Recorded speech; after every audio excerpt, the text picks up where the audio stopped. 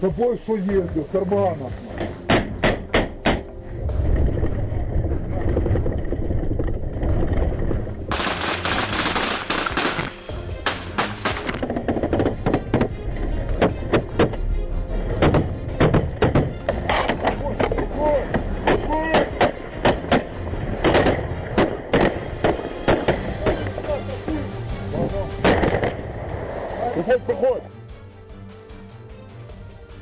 In the early hours of a tense autumn morning, the industrial city of Donetsk awoke under a sky heavy with mist and the distant rumble of artillery that had long become a grim part of daily life. The horizon was pale and gray, the air thick with the smell of soot and metal. For many, the war had become background noise, a low, constant vibration beneath the fragile rhythm of survival. Years of conflict between Ukrainian forces and Russian-backed militias had carved deep scars across the region, both physical and psychological. The city had settled into an uneasy calm, the kind of silence that soldiers know too well. It was not peace. It was the stillness before something breaks. Beneath the surface, both sides were preparing for what everyone knew was inevitable, another eruption of violence. That eruption came suddenly, violently, and without warning. Just after dawn, the ground beneath Donetsk shook as a massive explosion ripped through the outskirts of the city. The shockwaves shattered windows miles away, sending flocks of birds scattering from rooftops. For a brief moment, the horizon was consumed by light. A blinding white-orange flash, followed by a rolling wall of sound that tore through the industrial district. Eyewitnesses later described the blast as deafening and earth-shattering. The detonation struck directly at what Ukrainian intelligence identified as a major Russian command complex, a heavily fortified military headquarters used to coordinate operations along the Eastern Front. Within seconds, the complex was engulfed in fire and smoke. Alarms wailed through the city as emergency sirens echoed across the gray skyline. The once solid building, the nerve center of Russian operations, now lay fractured, its communications cut, and its command structure thrown into chaos. For several long minutes, confusion reigned. Russian field units attempted to re-establish contact with their command, unaware that the headquarters itself had been targeted. Inside the city, civilians ducked for cover as debris rained from the sky. The explosion's shockwave had shattered glass storefronts, overturned vehicles, and ignited small fires throughout the surrounding district. But the strike was only the beginning. Within minutes of the blast, elements of the Ukrainian Azov Regiment began their advance. Known for their precision, discipline, and battlefield experience, Azov had been waiting for this moment. The operation was coordinated down to the second. Using the explosion as both a distraction and a tactical breach, small assault teams moved swiftly toward the smoking ruins of the Russian headquarters. Azov's strategy relied on speed and synchronization. Drones circled high above, relaying real-time images to ground commanders. Armored vehicles advanced cautiously through narrow industrial lanes, while infantry teams maneuvered through back streets and alleys, exploiting the city's terrain for cover. Their objective was clear: penetrate the perimeter before Russian reinforcements could regroup. Intercepted communications, later analyzed by Western intelligence, revealed that the explosion had thrown Russian defensive networks into temporary paralysis. Many local units were operating without orders, unsure whether the blast had been a Ukrainian strike or a catastrophic accident. For Azov, that confusion was the perfect opening. Gunfire soon erupted throughout Donetsk's industrial quarter. Echoes of automatic weapons and the sharp crack of sniper rifles filled the air. The narrow streets amplified every sound: bursts of fire, shouted commands, and the distant thud of mortars. Civilians huddled in basements, clutching radios, praying for safety. Drone footage released days later showed what appeared to be intense street fighting. Tracer rounds lit up the smoke-choked air as Ukrainian troops advanced in tight formations. Russian defenders, caught off guard, attempted to establish new defensive lines, but struggled to coordinate amid the chaos. Azov teams used precision and speed to dominate the battlefield. Small fire teams leapfrogged between positions, providing cover for advancing units. Combat medics worked tirelessly, pulling the wounded to safety amid the ruins. Overhead drones transmitted live targeting data, directing artillery fire onto Russian positions that tried to regroup. By midday, the situation had spiraled into full-scale urban combat.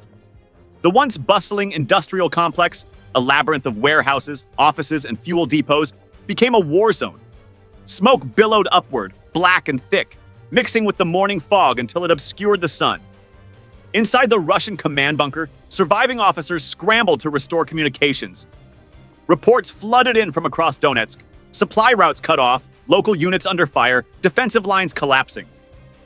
The scale of the attack had taken everyone by surprise. Hours passed before Russian reinforcements from nearby sectors began to respond. But by then, the damage was done. The headquarters, the brain of Russian operations in that sector, had been neutralized. Its communication towers bent and twisted like metal reeds in the wind. Vehicles lay scorched, scattered across the compound. Command terminals were destroyed and vital documents lost to fire. When the gunfire finally began to fade, Donetsk lay in uneasy silence once more. The city's skyline was broken by rising pillars of smoke. The acrid smell of burning fuel lingered in the air. And amid the ruins of what was once a symbol of control, the sound of distant sirens marked the aftermath. Aftermath and reactions. Ukrainian officials quickly hailed the strike as one of the most successful operations in recent months, a decisive blow aimed not at terror, but at dismantling a key strategic command post. The Azov regiment's coordination and execution were praised by military analysts as a demonstration of Ukraine's growing sophistication in modern urban warfare. A spokesperson for Ukraine's defense forces stated that the operation had been calculated, deliberate, and necessary to disrupt Russian command and control structures in the Donetsk region. They emphasized that civilian casualties were minimized through precise targeting and intelligence-led planning. Russian authorities, however, condemned the attack as a terrorist act orchestrated by Kyiv and its Western allies. Moscow vowed retaliation, promising to restore order and punish those responsible. Russian state media broadcast footage of the aftermath, portraying the attack as evidence of what it called Western-backed aggression against the people of Donetsk. But on the ground, the truth was less political and more human. Civilians once again found themselves trapped between two forces, victims of a war that had already taken too much. Power lines were severed, water supplies disrupted, and entire neighborhoods were coated in ash. Local hospitals overflowed with casualties, both military and civilian. The emotional toll was immense. For many in Donetsk, this new battle reopened wounds that had never healed.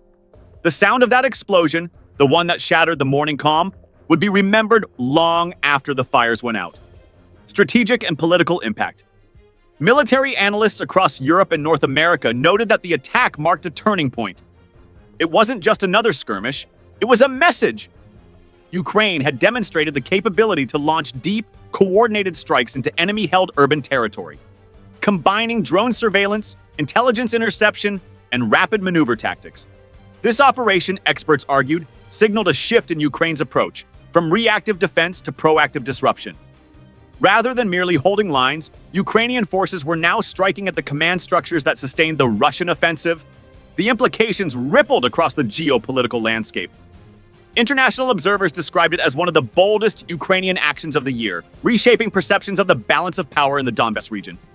In Moscow, military planners were forced to reevaluate their defensive doctrine. The vulnerability of their command nodes, once considered untouchable, had been laid bare. For the first time in months, the Kremlin found itself reacting to Ukraine's initiative rather than dictating the tempo of war. Meanwhile, on social media, the world watched in real time. Drone footage, civilian videos, and satellite images painted a vivid picture of the battle. The internet buzzed with analysis, debate, and speculation about what the strike meant for the next phase of the war. Life after the blast. As night fell over Donetsk, the fire still burned. The city's once familiar skyline flickered with the orange glow of destruction. The air was heavy with the smell of smoke and metal, the scent of war that residents had come to know too well. For the people living there, strategy and politics were distant concerns. What mattered most was survival. Families searched for loved ones, gathered what little they had left, and waited for the next wave of uncertainty. Local emergency workers, exhausted and under-equipped, moved through the rubble, searching for survivors. The scene was haunting. Twisted steel, shattered glass, and the eerie quiet of a city caught between war and memory. Yet amid the destruction, there was also resilience. Ukrainian units established humanitarian corridors to evacuate civilians, delivering food and medical aid to those trapped near the front lines. Volunteers risked their lives to bring relief to devastated districts. For Donetsk, the explosion had done more than destroy a command center. It had reignited the fires of a war that never truly stopped. Whether this event would mark the beginning of a broader offensive or stand as another grim episode in an unending war remained uncertain. But one truth was undeniable. The explosion that morning changed everything. It reshaped the tactical landscape of the Donbass, challenged long-held assumptions about the war's trajectory, and reminded the world that peace in eastern Ukraine remains fragile, always one spark away from collapse. As analysts debated and governments reacted, the people of Donetsk were left with the haunting echo of that blast, an echo that would reverberate in memory and in history for years to come.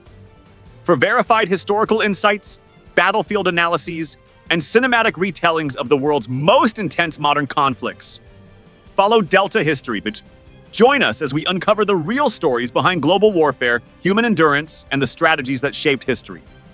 Delta History, so where every battle tells its story.